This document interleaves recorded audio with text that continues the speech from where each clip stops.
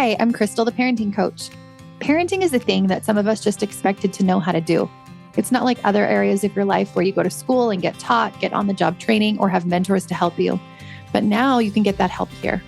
I believe that your relationship with your children is one of the most important aspects of your life and the best way that you can make a positive impact on the world and on the future. I've made parental relationships my life study, and I use life coaching tools, emotional wellness tools, and connection-based parenting to build amazing relationships between parents and their children. If you want an even better relationship with your child, this podcast will help you. Take my parenting quiz at the link in the show notes. Once we know what your parenting style is, we will send some tips tailored to you and a roadmap to help you get the most out of my podcast. Real Talk, a dad's journey through parenting challenges. This is one of my favorite episodes by far. It's an honest and tenderhearted conversation that I have with my own husband on the podcast. We open up about the tough moments of parenting, managing neurodiverse challenges, and our own personal change and growth over the years. Meet JD Haitsma, my hubby, who is very much not a parenting coach. In this conversation, you'll hear his perspective on parenting years ago when I first learned about connection and attachment and kind of his own opinion about it. And also the difference between living from the belief, why wouldn't this happen to me, versus this shouldn't be happening to me, and what a huge difference that makes in life. We talk all about modifying behavior like is so often done with animals like monkeys and dogs versus helping our children to become something. What changes have happened as we parented differently, and what to do if those around you disagree with your parenting styles or parenting opinions. How children are natural learners and are innately good, and why this belief creates changes in parenting. Hello, all you lovely listeners, and welcome to today's podcast episode. I'm really excited for this one. And if you're a dad or if you have a dad in your life, this one is going to be so good for you. So make sure that you share it with them. And if you have been enjoying these podcast interviews and episodes, I would love for you to share, like, subscribe, do all the things, send it to a friend, because all of that just really helps get this word out there, gets this type of parenting style more common, and we'll just help the world a little bit at a time. So I'm excited for this episode today because I've been trying to get this person on the podcast for a long time, years, in fact. I just went on to Apple Podcasts this morning and was like, I wonder how many episodes I've done. And up until this point, I think I've done over 150 and have been doing it for over 3 years, which is wild. I didn't even remember that had it been that long. And I guess I'll just surprise you with, I'll just let this person introduce themselves. Go ahead. Introduce yourself. Okay. Hello. My name's JD and I'm Crystal's husband. Usually when it takes me a while to get somebody on the podcast, it's like a, famous author or something really amazing. Famous. You are famous. I am amazing also. But I have wanted to have him on the podcast for a long time because I think it's more common to hear from moms in this space, to coach moms in this space, to talk to moms about connection-based parenting. It's not as common for there to be information for the dads to the dads. I actually do work with quite a few dads and quite a few couples and talk to dads about it often. But I think that it's really cool to hear the dad perspective on connection-based parenting. And I think that this is going to be an awesome episode to hear JD's journey through this whole process of our changing our parenting, and then also just parenting now. So why don't you just maybe introduce yourself a little bit, whatever you feel like you want to say about you. I thought I just did that. So I'm JD and I'm Crystal's husband. I've got kids. What do you want me to say? Okay, well, I'll introduce him for him. So he also works at home, from home with me. He works with a platform called Kajabi. He does websites and tech stuff for coaches. And so we just finished traveling the world for the year, and that was available to us because we both work online. Up until that, he was more in the business type world of things, has a degree in economics and finance, and then a master's in business. And I think probably has a little bit more of a structured or linear type brain, whatever brain it is that I don't have. We're very different when it comes to that. So I think this will be interesting also for those of you that maybe feel a little bit more like that, a little bit more linear in your thinking. So Great job, babe. That was a good introduction. That was a good introduction. It's almost like I've done this for a while, like 150 times or more. Okay. So thank you for being here. Thank you for being willing to come on.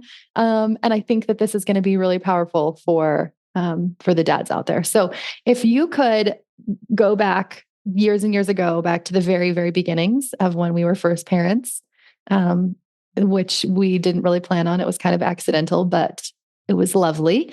And I want you just to tell me kind of in the first several years of parenting, what parenting was like before we found out about connection, attachment, all of this parenting stuff. Well, I felt at that time that my job as a parent was to teach our son everything that I could so that he would be able to be as smart and capable as possible, and that people would like him so that he would know how to act around people. I also felt like my job was to protect him and provide for him, and also, I guess, to make sure that he didn't do awful things that like bothered people or disrupted society. So I kind of feel like that's what my uh, job as a parent was, to do all those things. Mm-hmm. And what parenting was like was mostly just like a never ending job of always having to do stuff that I didn't get to decide.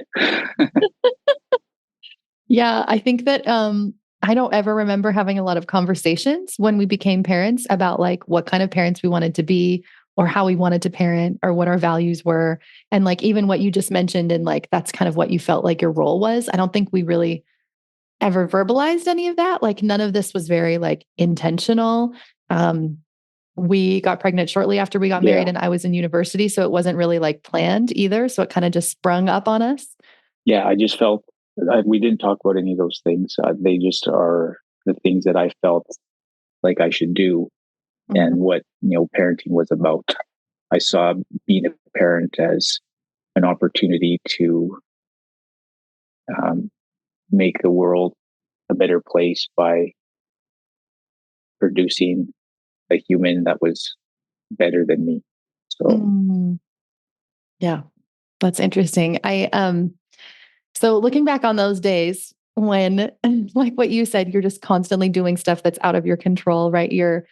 Especially our first few years, we had a baby that was colicky, and he moved from being colicky to being like the most wild toddler ever, just really busy running.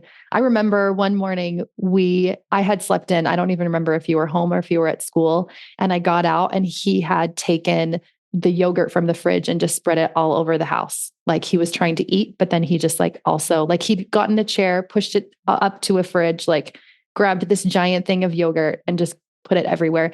And he wrapped saran wrap everywhere. Like there were so many times where life was just very chaotic, and it was just a lot of us like dealing with feeding and sleeping and tantrums and all of that. And it was a lot more like, I guess, physically demanding. I don't know if you remember, but at some point, I don't even remember how old our kids were. I don't know if it was when Asher was in kindergarten or not, but at some point, my parents had come to us. I don't know if it was just to me or if it was to both of us, and kind of said, like, we didn't love the way that we parented, and we have learned a new way, and we would love to share it with you, and gave me that book, Hold On to Your Kids by Dr. Gordon Neufeld. Do you remember that at all? I remember when that happened. Yeah. Yeah. So from your perspective at that time, did anything change? Do you remember changing like what you felt about parenting? You hadn't read the book. I read the book, but I kind of shared a few clips with you. No, I remember your parents said that, and you read the book and you liked it, and you're like, we should start doing stuff like this. And I was like, sure, fine. I was like, sure, fine. Yeah, I don't remember thinking really much about it. Yeah. And I did think a lot about it, but I feel like back then I had no idea how to implement any of the Like it was more like a parenting philosophy kind of that they taught. And I was like, yes, I love this. I love that it's focused on a secure attachment. I love this idea of relationships mattering most. But I honestly don't think it really changed our parenting at all.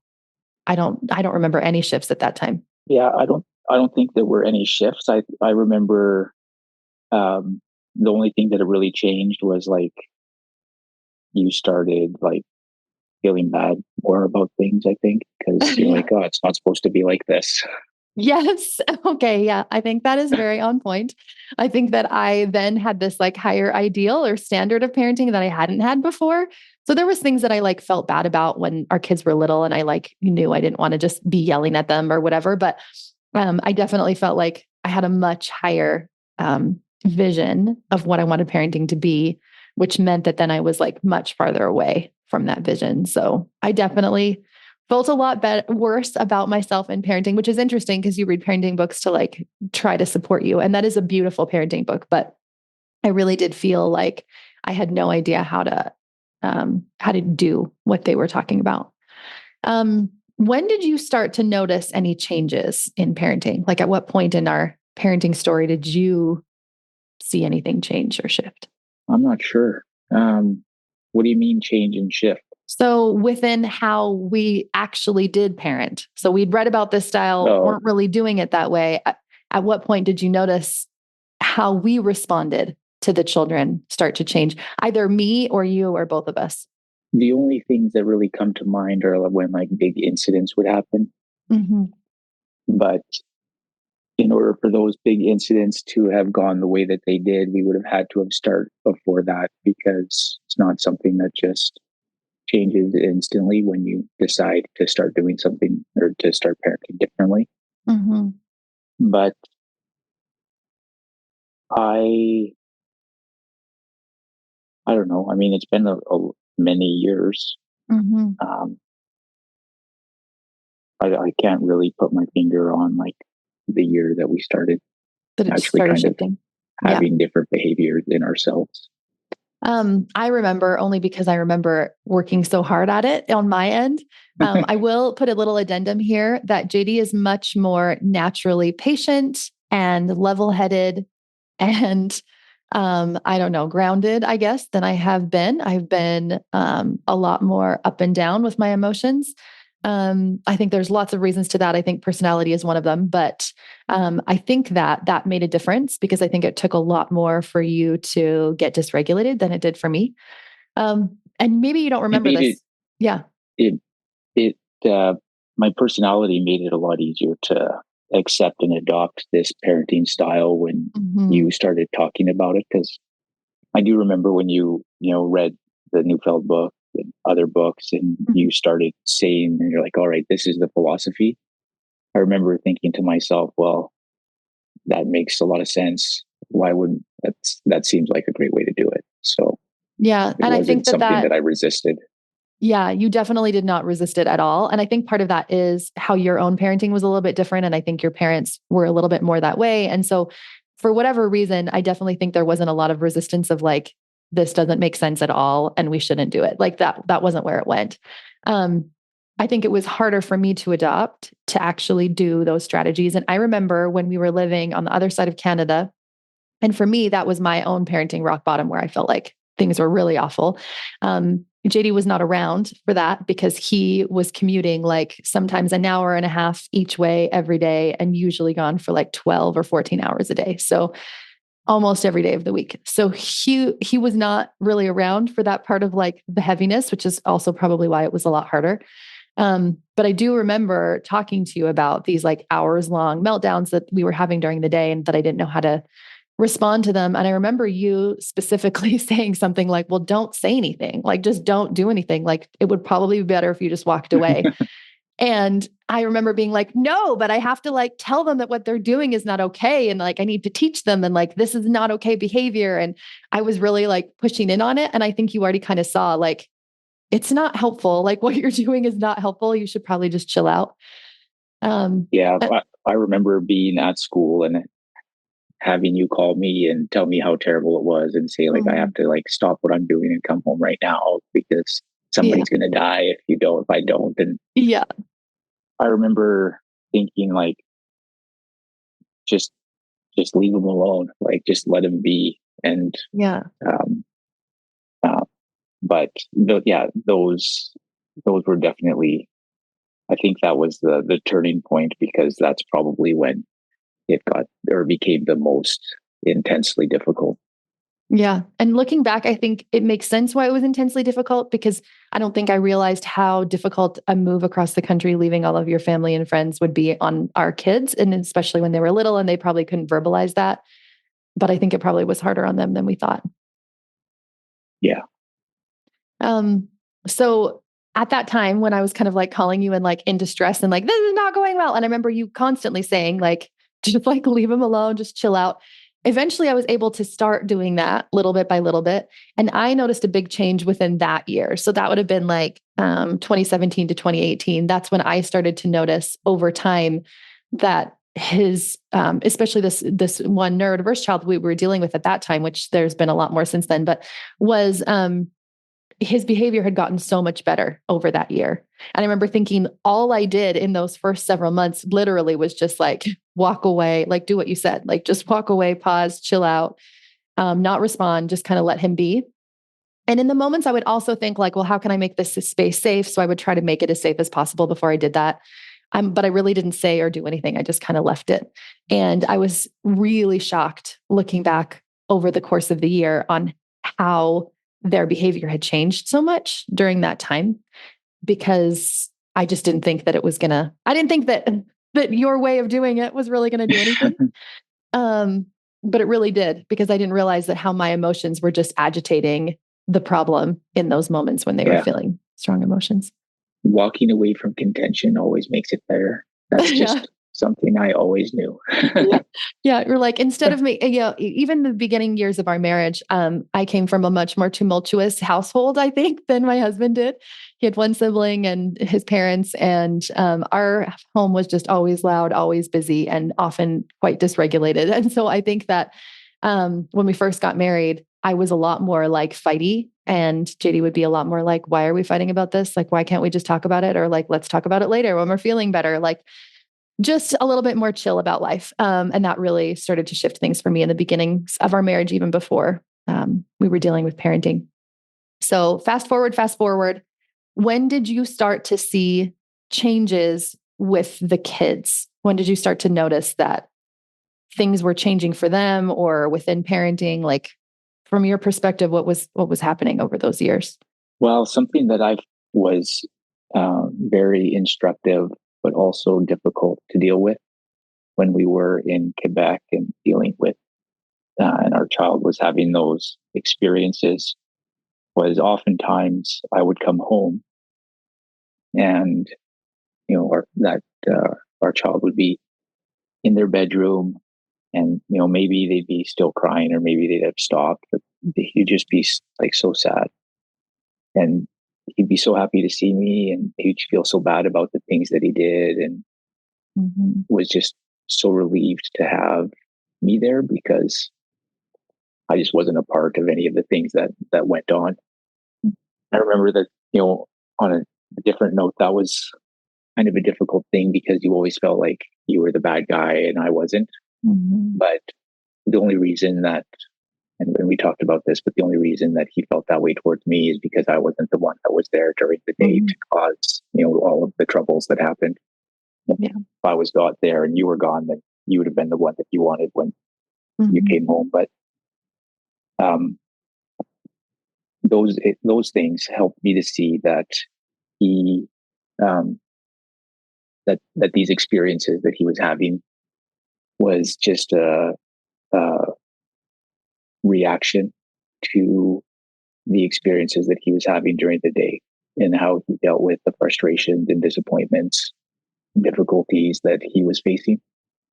And it wasn't like, because he was a monster, or because he hated anybody, or because he was trying to do it on purpose. He was trying to do it. It was just, he was going through really difficult things that brought out the worst in him. And it's really easy to understand, just because I've experienced it myself, that when you're going through difficult things, it's, that's when it's easy to let the worst part of you out, and to show.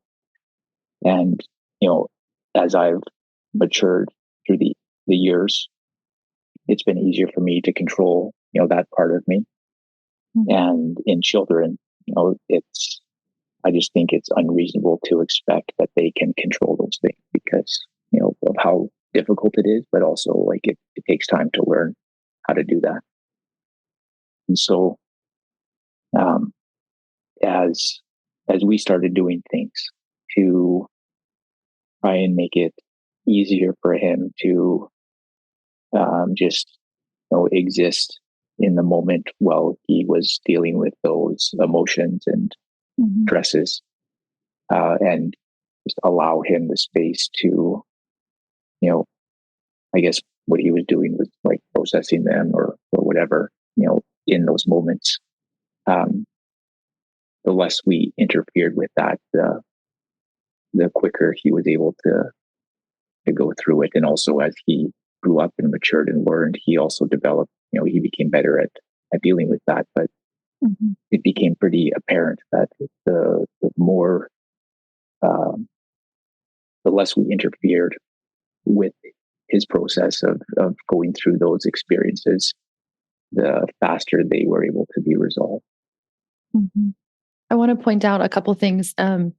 In those moments, like if you're listening to this podcast and you don't have a neurodiverse child, you might not have experienced something like this, but a neurodiverse meltdown can be very, very intense emotions in pretty extreme ways and sometimes violent and several hours.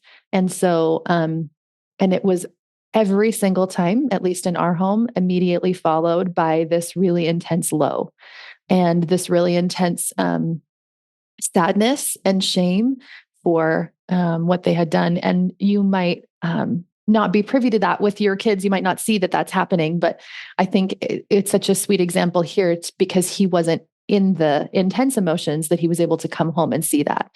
And as I paused and walked away and kind of left this child alone, then I would come back later and kind of discuss things with them. I was also able to see that part, to see how sad they were, to see how terrible they felt about themselves and the behavior that had happened, because they didn't really feel like they were in control in that moment, and to see that it never was something that they were choosing. They weren't ever choosing to be jerks. They weren't ever choosing to be mean. They weren't ever choosing to be rude or violent or whatever was happening. That it really was just this inability to regulate. And in those moments, like JD said, we used to just kind of pause and walk away. And like, that's kind of all we did until we would reconnect afterwards. But over time, I feel like as I learned a little bit more regulation myself, I was able to do a little bit more. Like sometimes I would stay there with them, or sometimes and this is for their kids as well, but, or say something like, I'm here, I'll be right outside when you need me, but also respecting their wishes. Cause a lot of times they really did just want to be alone. And like JD, I just noticed over time, their ability to regulate would get so much better. And I remember over the course of that next few years that the meltdowns would get so much less, so much less, so much less, and it would get a lot better. But there definitely was still times where, once or twice a year, there would be some kind of big extreme blow up. And we would try to do the same thing that we had done before. Let's just see how we can kind of manage our own emotions, kind of step away, let them process in the way that they need to, and we'll reconnect and talk about it later. What else do you want to say about that? Like since then, like that's been a long time, and we've done a lot more changes in our parenting since even then. What kinds of things have you noticed in either our kids or ourselves when it comes to parenting? Well, I'm amazed at just how far things have come, and like how well our children are able to behave. So I think that's awesome, and I'm really grateful for that. There's always a little bit of hesitation when you kind of commit to a certain philosophy of things, and you're like hoping that it's going to work out, or wonder like what's this actually going to be like. And for us, it's really worked out very well. So I'm happy with that for sure. And I think that it's it's always been a just not a battle, but um, an intentional process within myself to just try to recognize that um, kids are kids. And to me, that means that they're going to do things that adults don't like. Mm-hmm. And also to me, you know, it means that it should be okay. It's fine. And the difficulty at times is just, to not get angry uh, about actions or results of actions. Sometimes sucky things happen. That's fine. And a lot of times I just, when I start to feel like anger about a moment come up, I try to recognize it and then just acknowledge that it's not needed. And I think if you can just stop being angry about things, that alone will make a big difference in your kid's behavior. Yeah. And I think that sometimes we don't really have control over whether or not we're going to feel angry about something. But if we can just pause in that moment and go do something else instead of reacting to the anger, that can be really helpful.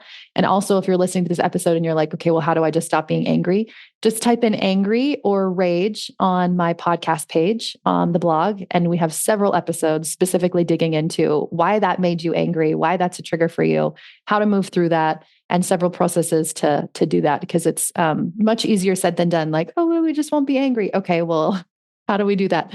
But we answer that in some other episodes. One of the things that you mentioned in the beginning of the episode was that I'm more naturally calm and whatnot.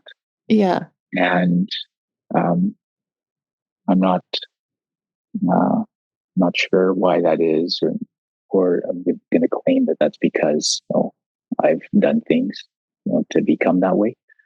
But something that I remember dealing or doing a lot when we first were married, and even before that, just in life as I was growing up. But whenever whenever difficult things would happen to me, I would always just think like, why shouldn't this be happening to me? Why would I be, special that something like this wouldn't happen? There's no reason that I shouldn't have this difficulty. Like, it's just difficulties are part of life. And so when we wouldn't be able to sleep at night and we'd spend hours on a yoga ball, trying to get our baby to stop screaming. I just feel like hours, like, why wouldn't this be happening? This is just part of life. And I feel like, just accepting, because a lot of times, it's the other questions like, why is this happening? Like, this is crazy. Like, my kids shouldn't be, screaming while we're at the grocery store, or, they shouldn't be making lots of noise while we're at church, or they shouldn't be doing all of these things. And again, I don't know why, but I've always just looked at it the other way and be like, of course this is happening. Like, why wouldn't it? And I've looked at it under that light. It's helped me just to not be so upset about them. I think that's really potent, because looking back on things, oftentimes my thought, and we know if you've listened to this podcast for a long time, our thoughts create our feelings fuel our actions. So our thoughts really are at the core of so many things, that my thought was always, this shouldn't be happening to me. Like, this isn't okay. This isn't fair. This should not be happening. Like, this child should be sleeping.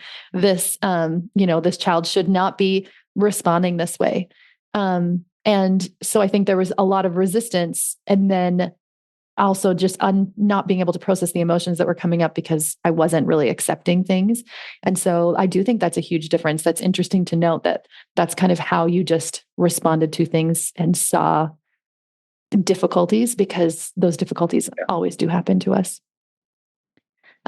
Moving on with kind of like chronology of what happened next too, we moved back to the other side of Canada that we're from, in the western side of Canada, and ended up having more neurodiverse kids with very similar behavior, and responded to them in a totally different way, because we had so much practice doing this. I remember specifically this next child of ours. having just some huge meltdown. And I don't remember how old they were at this time. And I just remember being like, oh, wait a second. This is where I don't try and teach them, where I don't try and convince them, where I don't try and do anything. I just need to let them be. And the more that I was able to do that with them, they would diffuse so much more easily. And not because it wasn't just as difficult for them, but really it was my response to it. And as I saw that happen, I was like, oh, yeah, I know this. I remember this. I remember what helped here. And it was so difficult to do. It still is, because we're still dealing with another other child that has a lot of these same similar behaviors. But it's just been really good practice for me in reminding myself, like, in the moment is not when I do the teaching, is not when I try to, discuss things, when I'm feeling those high emotions and they're feeling those high emotions, and then just kind of to move through it. And I think it's made a big difference in our kids' behavior too. Like you kind of mentioned, like, we didn't really know how this was going to turn out. But I think they have turned out to be pretty lovely humans that get along well with each other, with us. We all like being around each other. Well regulated for the most part. So it really has. Yeah. It's been really beneficial to like be able to, quote unquote, start a child with this type of parenting. Because I feel like we've averted just a lot of difficulties. But it's also like, I think really important to recognize that, I don't remember how old our child was when we started doing this with our older children, but we were able to like convert a child into it, yes, so to speak. You don't have to start from the beginning. Definitely made a difference. It's made things easier, but this type of parenting change, entered our child's life, mid childhood, and it's still, it course corrected a lot of things. Yeah. And with our younger children, that we've had a lot more practice, with these philosophies, and I've benefited a lot from you being so interested in this, because I never would have been interested in any of these things. I would have just, parented the way that I naturally did and accepted whatever it was and not tried to do anything different. But you've spent a lot of time learning how to, about parenting and whatnot. And as a result, I've learned a lot, and I'm sure I know more about this type of stuff than most people do. Just because I hear you talk about it on your podcast all the time. And, you're just always talking about this stuff to people whenever we go anywhere. And so I've learned a lot from that also, which has been beneficial and helped me to understand more of like, of the intricacies of it and whatnot, and not just kind of have a general, idea and impression about, well, let's just not get angry. There's more to it than that. Yeah. And I want to mention too, like he kind of said, like, we kind of did this halfway, right? Our kid was already like kind of halfway through the childhood years when we even started, and it took us a while to really get there. But we were really blessed to be able to have a child that we mostly started in this kind of parenting modality, probably around their pretty young years, maybe 2. And such a huge difference. Like this child, after a meltdown, instead of feeling really terrible about themselves, comes and knows that they need snuggles, know that they need connection. And even while we're connecting, we'll say things like, I wasn't actually mad at you, Mom. I know, looking now back on that I was really hungry, or I was really feeling tired, or I felt really sad that this person said this to me, and is able to verbalize like names of emotions, what they were feeling, what was happening within them. Like the most emotionally intelligent child ever. It is like phenomenal. And I'm sure some of that is, again, just like personality and who they are. But I think a lot of that really is just like the things we talk about, how we do things, and it being so different, vastly different from like our oldest child, who somehow is like graduating school and leaving us, which seems bizarre, but seems crazy that it went so quickly, I guess. But to see such a difference between that. And then also, I think what you said was really important, in that, like, it's not too late either. Like I say that a lot on the podcast, but really, like, you can start at any point. Okay. So I want to ask you a couple more questions before we leave. We're almost out of time. But one would be a lot of people, I think, and I hear this more often from dads, but I think from moms as well, would say things like, well, how I was parented was just fine. Like, why do we have to change things? Like, why can't we just keep things the way that they were? Why do we need to parent in a different way? Like, what's even the benefit? And what would you say to that? I'd say that's totally fine. If they want to just continue being the way they are, that's like, let them be. I don't get involved with other people's business. That's your job. Can you tell he's not a coach? I think if somebody is looking for a better way, like, this is it. But if somebody like isn't open to the idea that there's a better way, like, oh, the world is round, even if you think it's flat. But I don't care if you think it's flat. Yeah. Yeah. And I think that I've done a podcast episode called Getting on the Same Page with Your Partner. And the kind of the gist of it is like, stop trying so hard to change them and to get them to see the world the way that you see them. And as I've done that, I've noticed that I am able to influence people more because I'm not trying to control or force or push my opinion on them. And they're able to just see it in a more natural way. So I agree. Don't just try and force your partner into it. Yeah. And I mean, if people, I mean, it's hard to change. If you're the type of person that really gets angry by your kids' behaviors, that's a difficult thing to try and change in yourself. And like, unless you're willing to try and change that, like, this probably isn't going to work for you. Yeah. And so, yeah, it won't. There definitely has to be the willingness there. Yeah. And in the same sense, if you're the type of person that gets angry about your kid's behavior, the idea of like, okay, well, I'm just going to back away from my kid and let them process their own things and not get mad at them when they do something wrong, because you probably feel like you getting mad at them is teaching them something. Then the idea that letting go of that is actually going to change their behaviors is like way out there. Out there. That's, I think that, it's easy for me to see that this is like a great way to do things. I'm not going to say that it's for everybody because, everybody's a big word, but it seems like I can't imagine anything else like working better in our situation. And it's not my job to change people's minds. Someone was like that and they were like, change my mind. I'm like, I'm not going to. Go get your mind changed somewhere else. So my husband and I, like I said, are very different for a lot of reasons. And I would say this is the best way of parenting for everybody, and not the best as in like there's one way to do it. But I think doing your own work to do the healing that's inside of you that needs to be done so that you can parent more naturally in this way, right, is helpful for everybody. But like you said, it's not something you can just try to change somebody's mind or convince them of. And the more that I've gone into that, like, I'm not going to try and change this person's mind. I'm not going to try to make these people around me see that my way is the best way. I'm just so much more comfortable and at ease with my own ideas, with my own opinions, and with how I show up in the world. The one last thing I wanted to bring up was sometimes people don't understand how kids could learn if you're not teaching them through force, through coercion, through not even just yelling, but like being really firm, or through using rewards or punishments, consequences, taking away iPads, taking away friend time, grounding, all of the modalities that we're used to being parented with and that you and I were both parented with. One of the questions I get, I think, again, from dads often and moms is, well, then how do you teach them? Like, how do you expect your children to turn into those good humans that you wanted at the beginning of the episode?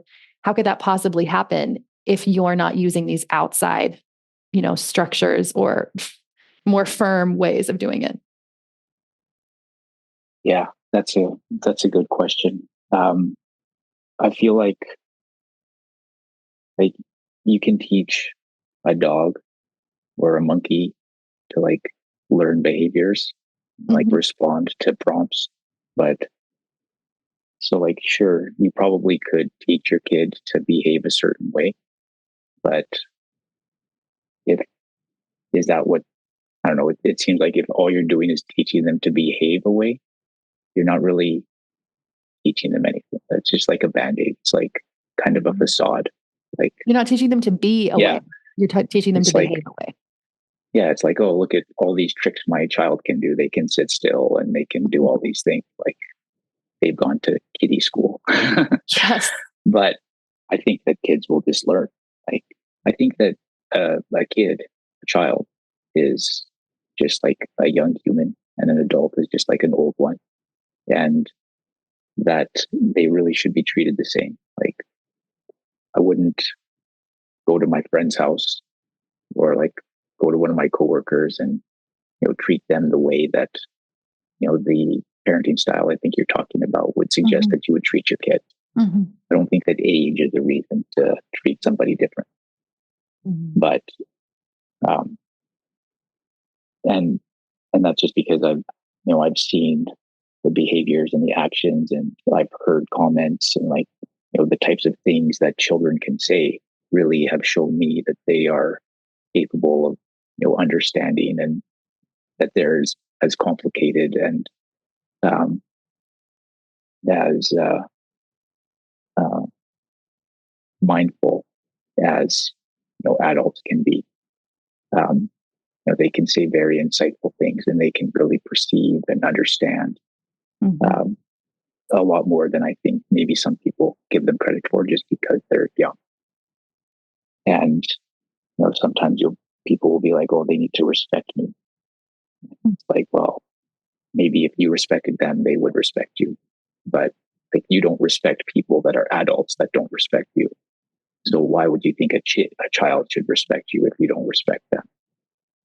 And I'm not sure why, but I just believe that kids will learn. When they do something wrong, they know that it's wrong. When they do something right, they know that it's right. And it takes time to learn how to control yourself. And so you're going to do lots of things that are annoying and wrong while you're trying to figure that out. But I think that, it's just the ability to learn is just kind of innately inherent in all children. Yeah. And I think I want to mention too, like, I think JD's had this belief of like, people are good and people learn. And it's really been powerful for me, because even though I am a parenting coach, I still have parenting struggles all the time. And I'm still a very imperfect human and a very imperfect parent. And I remember just a few weeks ago, really struggling with a child of ours that we were talking about. And we're just like, I was like, I do not know what to do with this child. They are for sure doing this on purpose. Again, going back into like the mindset that I'd been in for so long. And I remember you just sitting and saying to me, like, they're a good person. I know they're a good person.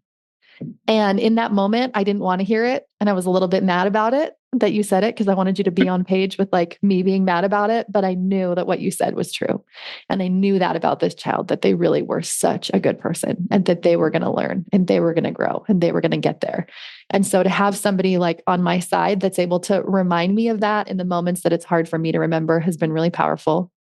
And I think has really shaped my ability to be able to parent in the way that I want, more naturally.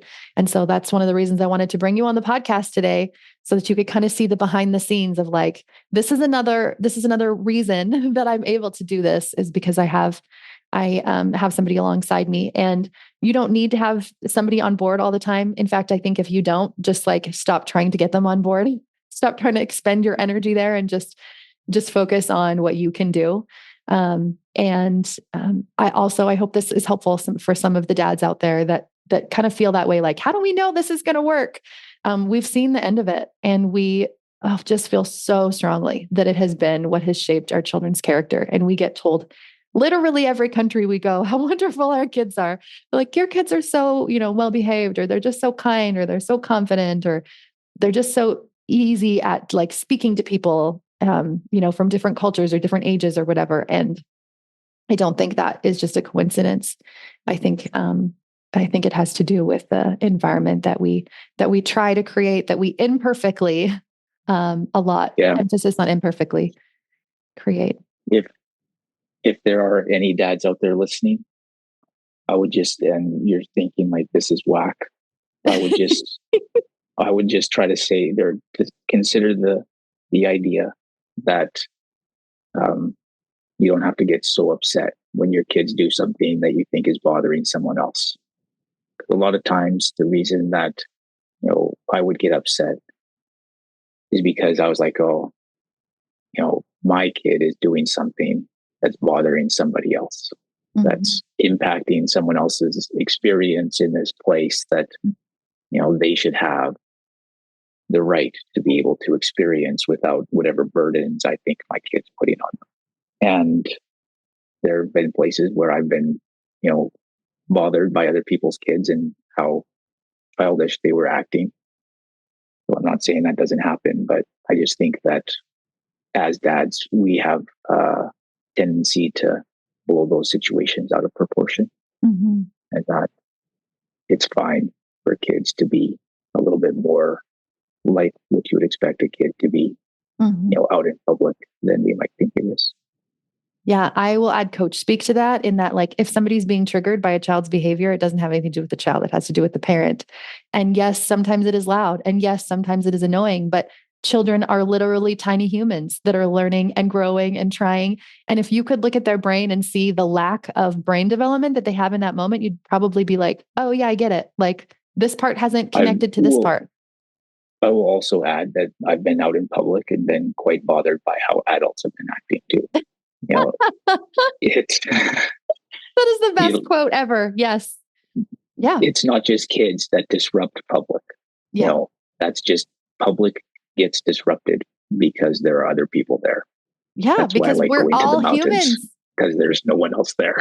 Yeah. And adding coach speak to that one too, is that like people are behaving in ways that they know because of how they were raised and because of what's going on in their brains and all of those things. And so I think that is really potent too. Like, it's not just kids that disrupt other people's behaviors, it's adults also. And I think a lot of times we're triggered by that because we worry about, fitting in or what people think of us, or, that goes more deep into what it is that I talk about on this podcast. And so, I am glad that go ahead. One more thing. Yes. I also, just going back to these public situations, and everybody probably has lots of memories of things like this, but it seems easier to accept a child's disruptions in public in general because they're children. Most people don't expect adults to have like child meltdowns and tantrums in public, but they do, and that's fine. And it might just be me because of like the way I view parenting. But I always, find it it makes me a little bit sad, but I also, I understand, and I find it more disruptive when a parent starts acting like a child towards their child who's acting like a child to try and stop their child from acting like a child. Because usually a parent will like do it even more to try and stop their child from doing it the little bit or the lot, that they are. And so it's like, he's describing me right now, by the way. This is how I parent. I understand what they're doing because I've done it. I've made more of a disturbance trying to stop my children from making a disturbance, to stop the disturbance they're making. And and I've seen lots of, parents, not just dads, but, dads, making a ruckus to try and get their children to stop making the ruckus they're making. And it usually, again, I don't like saying the words always, but that type of intervention usually just makes more of a disturbance that you were trying to avoid anyways. Yeah, there you go. Parenting in a nutshell. You don't even need to listen to any other podcast episodes. You can just listen to that last 30 seconds. When we behave like children towards our children, then it usually just makes their childish behaviors increase. So thank you for being on the podcast. Thanks for sharing your, just kind of your experience with all of this, because I think it's an important piece. And I think that we don't often hear from the dads and from what's happening on their side of things. So thank you for being here and having this conversation with us and sharing with us. And I would ask you, usually at the end of my podcast, I say, hey, where do you want people to connect with you? But JD does not like social media. I don't. No. And if you follow him on social media, he won't check it. If you message him there, he won't get it. I might occasionally check it for him so that he'll get eventually. it. I don't know. You can email me. I check my email. always. If you want to get a hold of him, just get a hold of me. But if you're interested in working with him, he does do websites, landing pages, tech for coaches and online entrepreneurs using a platform called Kajabi. In the US, they call it Kajabi. And he is really good at what he does. So if you want to connect with him, I can find a way to connect you with him. Thank you for being here and thanks for listening. And we will see you next week. Thanks for listening. If you'd like to help spread this work to the world, share this episode on social media and tag me. Send it to a friend or leave a quick rating and review below so more people can find me. If you'd like more guidance on your own parenting journey, reach out.